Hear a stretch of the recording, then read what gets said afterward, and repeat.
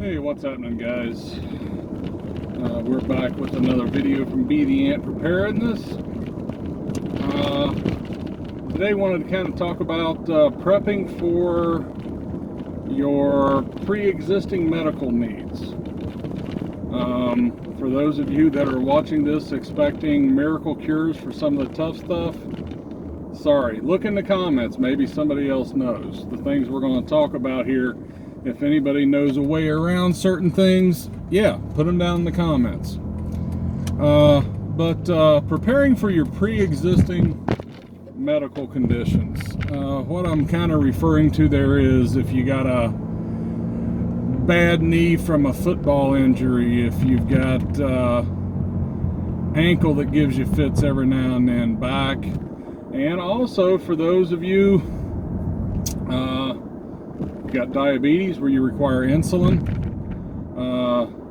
if you've had thyroid removed and you're having to take the thyroid pills every day, those are going to be the toughies. Okay, and that's where, by making this video, hopefully some people will watch it, and if anybody has any suggestions on those type of things, yeah, please comment them. The insulin for people with diabetes that require it, that stuff's got to be refrigerated, and it doesn't have that long of a shelf life, so you can't even really stock up on that stuff. If an event hits that's longer than a few weeks to a couple months, it's going to be rough, guys. Okay, I don't know, those of you that have read the book 1 Second After, good book, entertaining, and there's some little tips in there. I like the books where they're full of tips and tricks, but they're entertaining at the same time.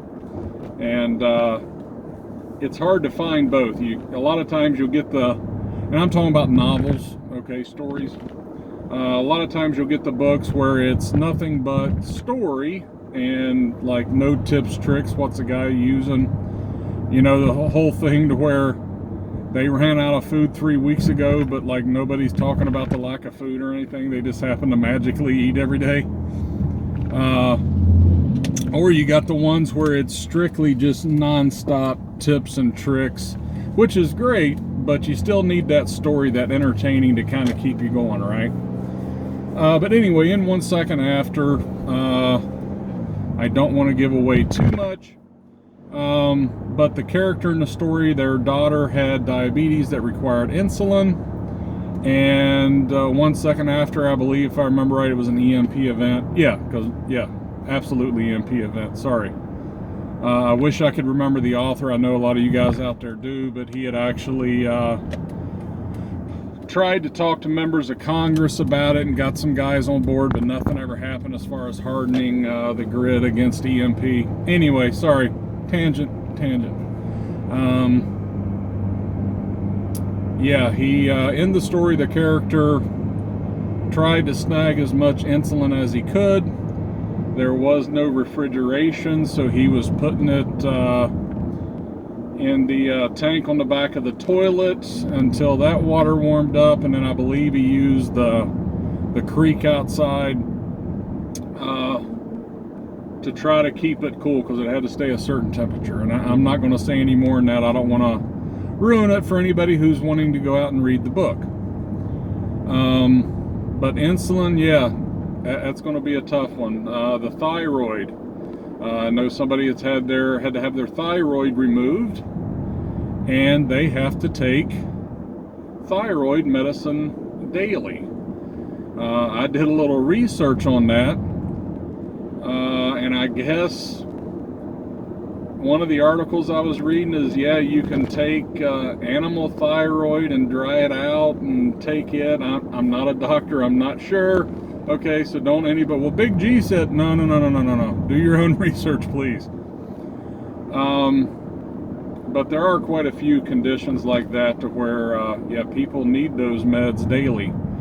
A lot of people have heart issues, blood pressure issues, things like that. Hopefully, any of you that have those things, have it to where you can stock up that stuff, or find out alternative means. Anybody that's checked into medicinal plants, it's actually pretty amazing, guys. It's not all voodoo, hoodoo, hippie, dippity stuff. It's legit, okay? I bought a book, oh my gosh, maybe 10 years ago now. I think it was the National Geographic, was it National Geographic? Medicinal plants, blah, blah, blah. Well, anyway, I picked up the book for like $2. And it was a nice book. It was thick, hardback, the whole nine. And it really went into the medicinal plants. And I'm not just talking about the exotic stuff in the Amazon or over in Southeast Asia. No, stuff right in the US. There's tons of stuff that you can use. It's like willow bark. The inner bark of willow has the same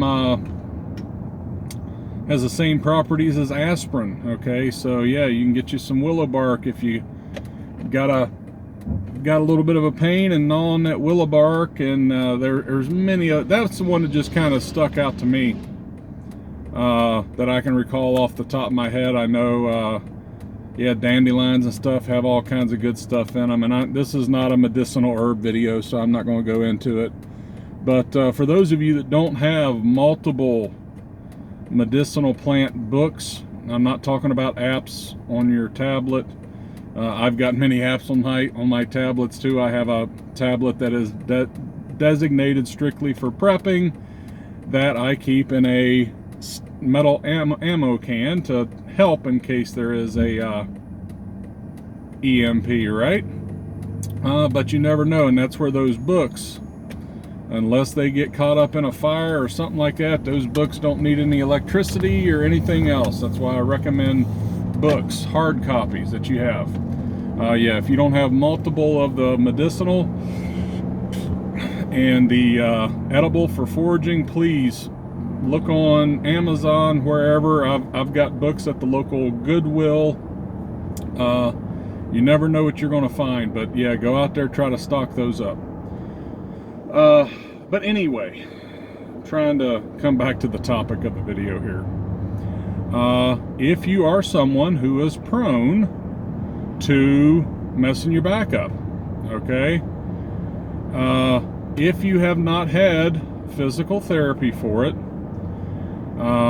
you know, and you've seen your doctor, if it really does, it lays you up. Okay, I'm not talking about, man, my back's a little sore today. No, I mean, can't move.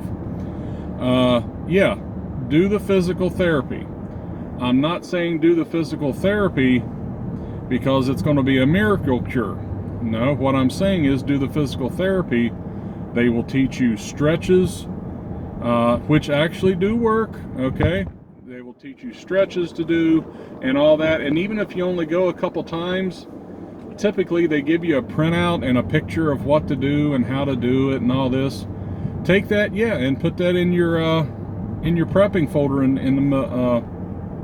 the medical file, right? That way, a situation happens, you know, an event takes place and you feel your back getting twitchy, pull that out and say, okay, these are the stretches I need to do. Same thing as if you have issues with knees, ankles, I don't care, elbows, whatever. Make sure you do some research on different stretches, things like that you can do, any braces that you might need. I've got, every now and then I'll get a little tendonitis in the elbow, you know, nothing horrible, but it hurts, but you know, got the braces for that. And I make sure I know where the braces are. I did have my knee surgically repaired from football, and I've still got my braces for my knee because every now and then it does give me some fits. But have those things on hand. They're never going to expire. It's going to be kind of hard to misplace them when they're this big. But try to have those things on hand, whatever it is that you suffer from. The aspirin and stuff, okay, yeah, it's like, well, aspirin don't do nothing. Yeah, it helps, guys. And don't worry too much about the expiration date. I am not a doctor, I'm not a medical professional, blah, blah, blah, okay, okay? But I've got aspirin that expired like 3 years ago. And if I need some aspirin, I still take a couple of them and I'm okay. Not all medication is like that. Do your own research, okay? There are some medications that if you go too far past the expiration date, yeah, from what I hear, haven't experienced it, from what I hear, yeah, they can kind of jack you up, okay? So do your research on that stuff. But yeah, keep your over-the-counter stuff for your normal aches and pains that you live with. For those of you that suffer with chronic migraines, my heart goes out to you. Yeah, try to figure out when you're setting up either your bug out location or you know, your home if you're bugging in.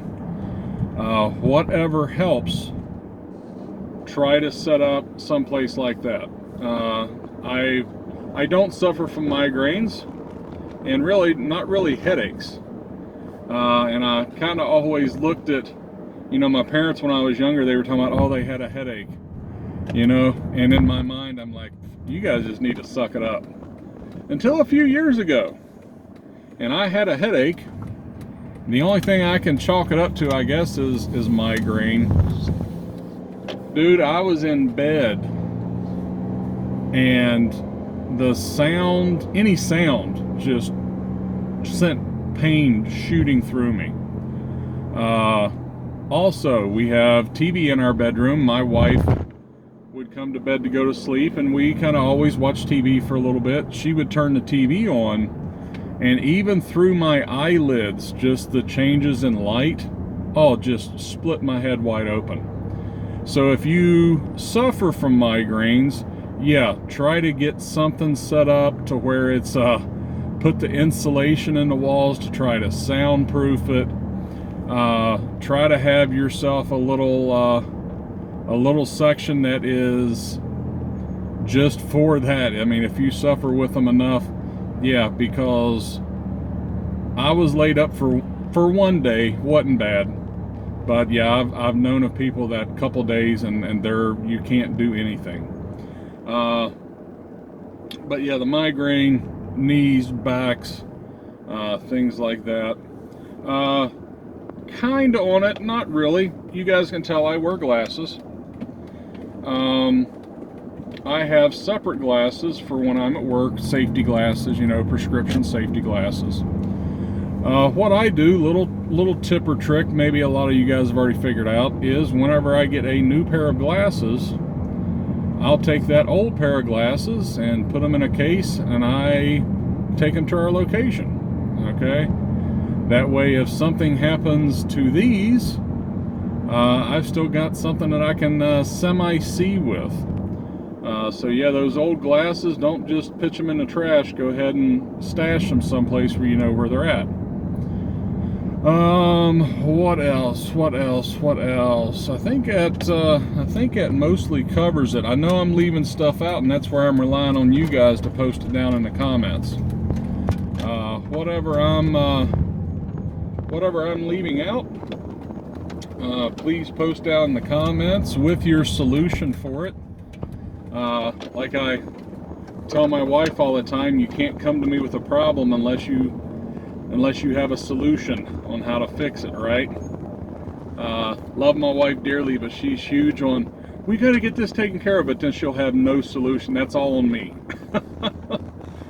You fix it right now. Well, what do you want me to do? I can't, you know, I can't make the sun stop shining, you know. I don't know what you want me to do. But anyway, yeah, I think that about wraps it up. Let me think here real quick what else I was wanting to talk about. I think that's it. Yeah, any of those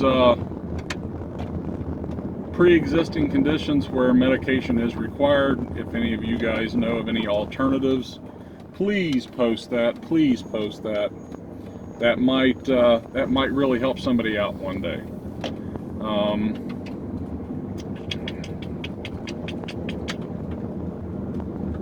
Yeah, I think that's about it. So I'll let y'all go. Appreciate everybody. Thanks a lot, guys. Appreciate all the views, all the subscribers that we got. Appreciate the support through the comments. It means a lot to us.